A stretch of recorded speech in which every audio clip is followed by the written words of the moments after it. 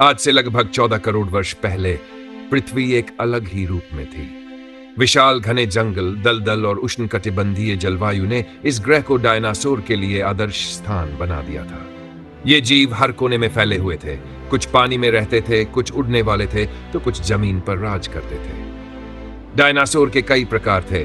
टायरेनोसोरस racks जैसे विशाल शिकारी, ब्रैकियोसॉरस जैसे लंबे गले वाले शाकाहारी और ट्राइसेराटॉप्स जैसे सींगों वाले रक्षक।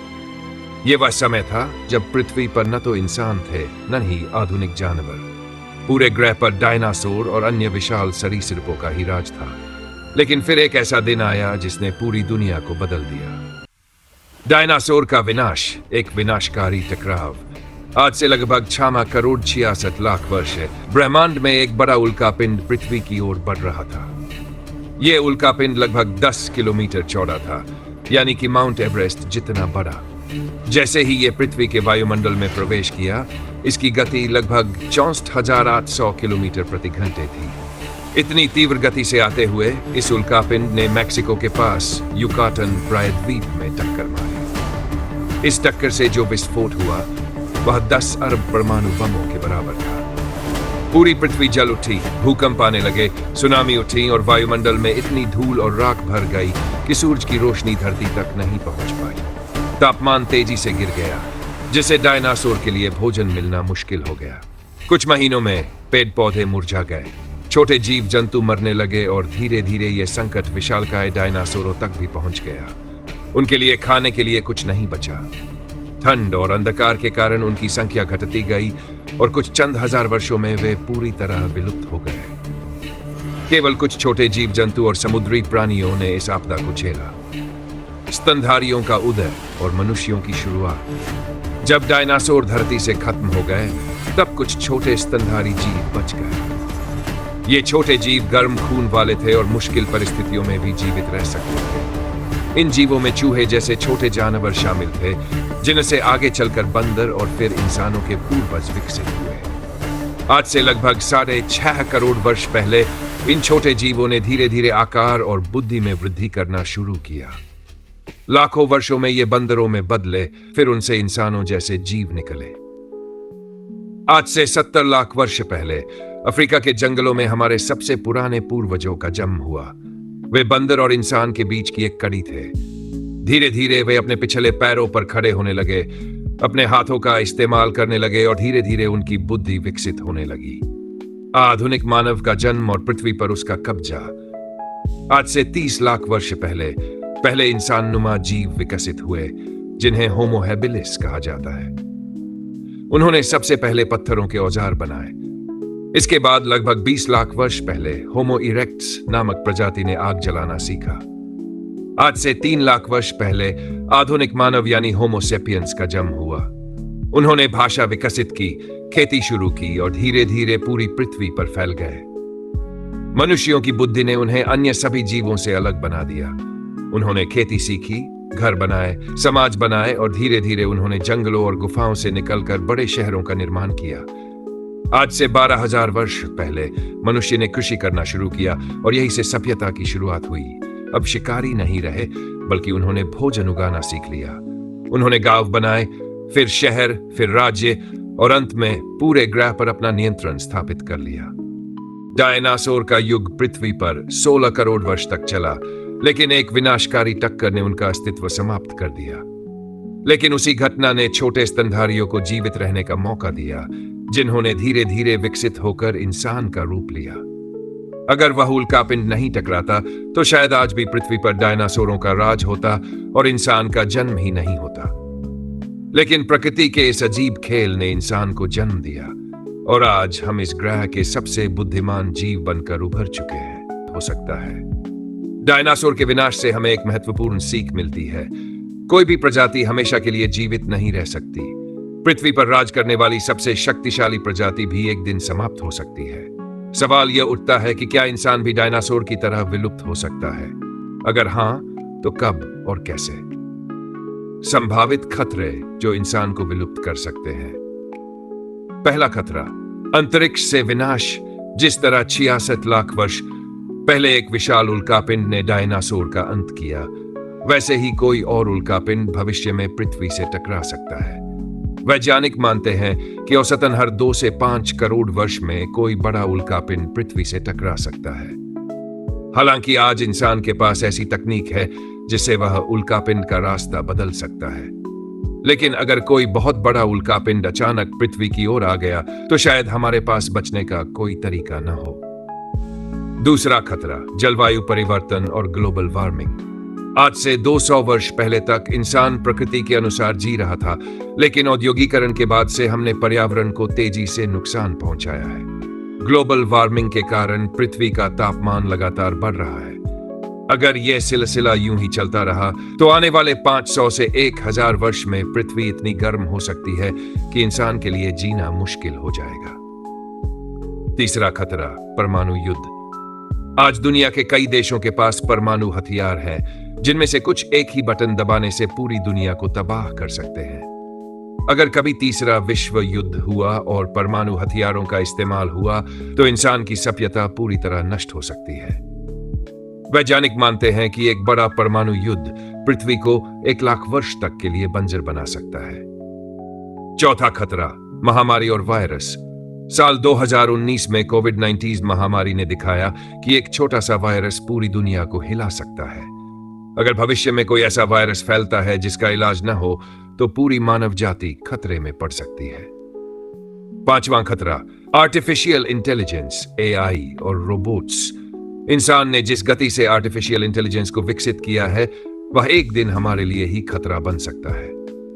कई वैज्ञानिकों का मानना है कि अगर रोबोट्स और एआई ने खुद को इतना उन्नत बना लिया कि उन्हें इंसान की जरूरत न पड़े तो वे हमें खत्म कर सकते हैं। क्या इंसान बच सकता है?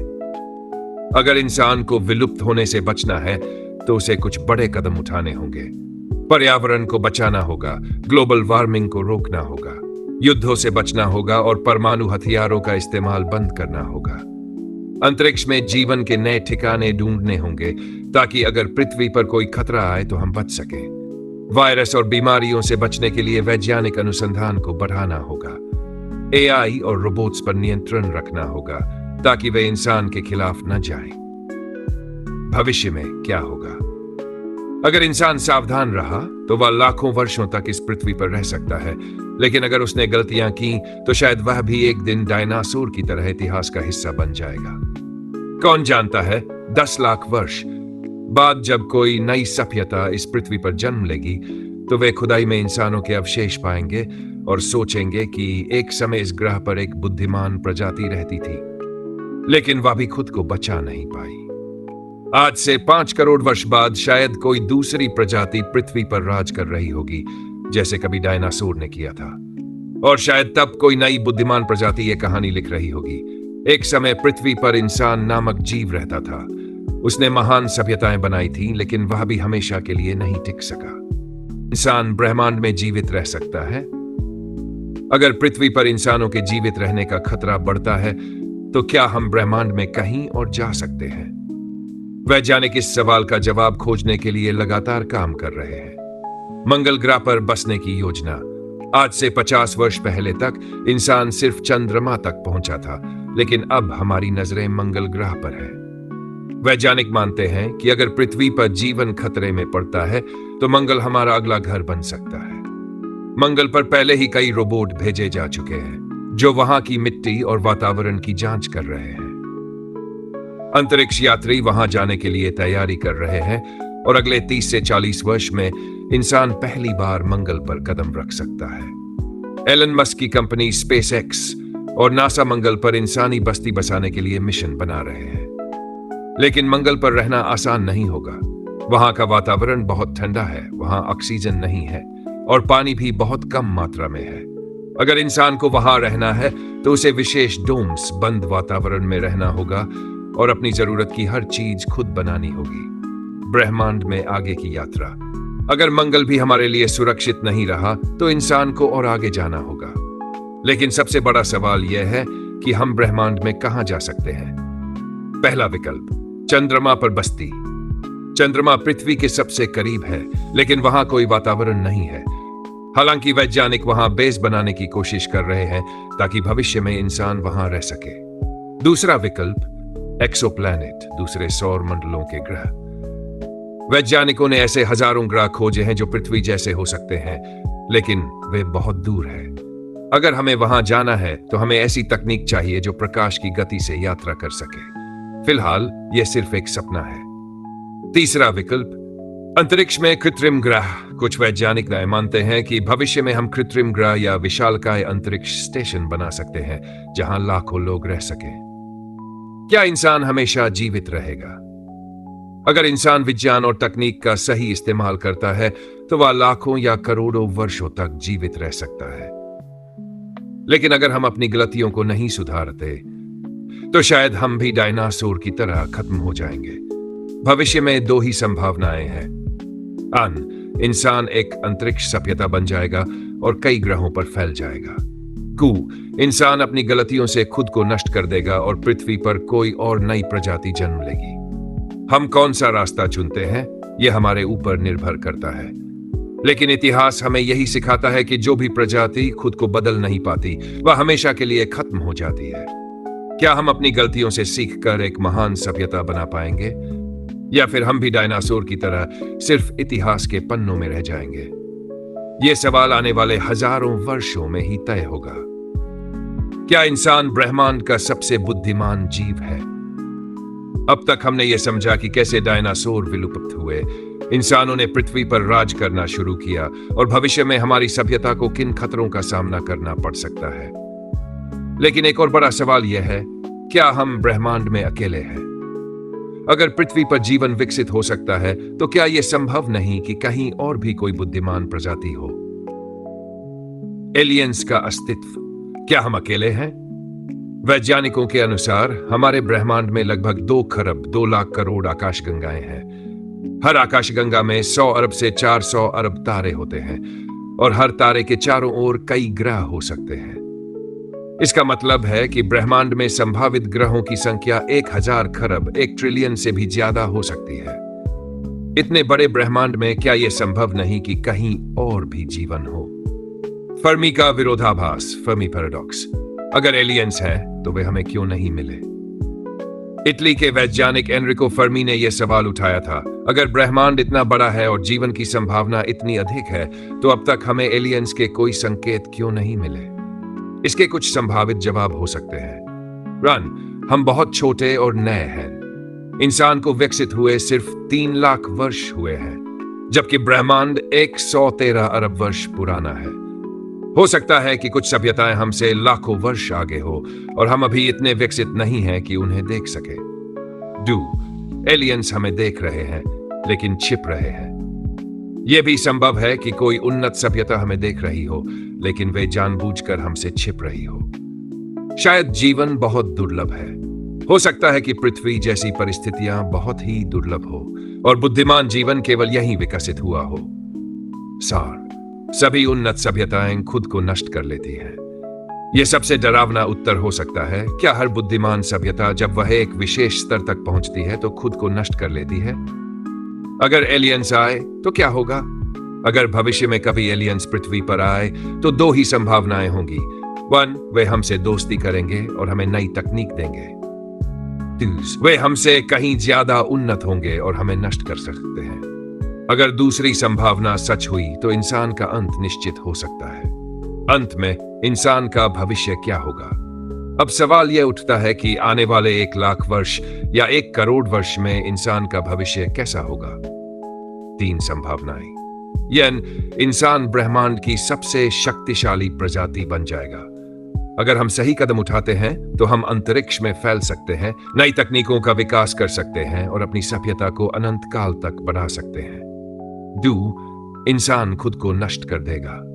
अगर हमने गलतियां की, जैसे परमाणु युद्ध, जलवायु परिवर्तन या एआई पर नियंत्रण खो दिया, तो हम डायनासोर की तरह इतिहास का हिस्सा बन सकते हैं। इंसान बदल जाएगा। यह भी संभव है कि आने वाले 10 लाख वर्ष में हम वैसे न रहें जैसे आज है। जैविक रूप से हम बदल सकते हैं, साइबोर्ग बन सकते हैं या पूरी तरह डिजिटल जीवन अपना सकते हैं। निष्कर्ष, इंसान की कहानी अभी खत्म नहीं हुई। डायनासोर पृथ्वी पर 16 करोड़ वर्ष तक रहे और फिर खत्म हो गए। इंसान को पृथ्वी पर आए सिर्फ 3 लाख वर्ष हुए हैं। हमारे पास अभी समय है, लेकिन हमें समझदारी से फैसले लेने होंगे। अगर हम अपनी गलतियों से सीखते हैं तो हम लाखों वर्षों तक इस ब्रह्मांड में जीवित रह सकते हैं। लेकिन अगर हमने अपने विनाश की दिशा में कदम बढ़ाए तो हो सकता है कि किसी और सभ्यता को खुदाई में हमारी हड्डियां मिले और वे हमारी कहानी पढ़े। कभी पृथ्वी पर इंसान नाम की प्रजाति रहती थी। वे बुद्धिमान थे, लेकिन उन्होंने अपने ही विनाश की इमारत खड़ी कर ली और अब वे सिर्फ इतिहास के पन्नों में बचे हैं।